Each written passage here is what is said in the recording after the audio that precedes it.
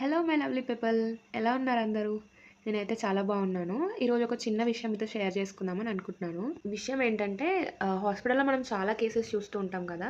కానీ నాకు బాధ అనిపించిన కేస్ అయితే ఒక బెడ్ సోర్స్ కేస్ అనమాట. అంటే తనకి పక్షవాతం వచ్చేసి కాళ్ళు చేతులు పడిపోయి బెడ్ మీదనే ఉంటదనమాట. సో, అలా 10 ఇయర్స్ నుంచి ఉండి ఉండి తన బ్యాక్‌కి మొత్తం ఇట్లా పుండ్లులాగా అయిపోయి అది ఎంత డెప్త్ అంటే మనకి ఫింగర్ పెడితే బోన్ టచ్ అవుతది. అంతగనం అయిపోయిందనమాట.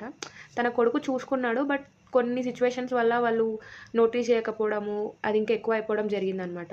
సో, నా రిక్వెస్ట్ ఏంటంటే, మన పేరెంట్స్‌ని అందరూ చాలా బాగా చూసుకోవాలి అని అనుకుంటారు. బట్ పేరెంట్స్ ఎలా ఉంటారంటే పెద్దవాళ్ళు కాబట్టి ఏ చిన్నదైనా కూడా అదే తగ్గిపోతది, అదే తగ్గిపోతదని ఎక్కువగా పట్టించుకోరు.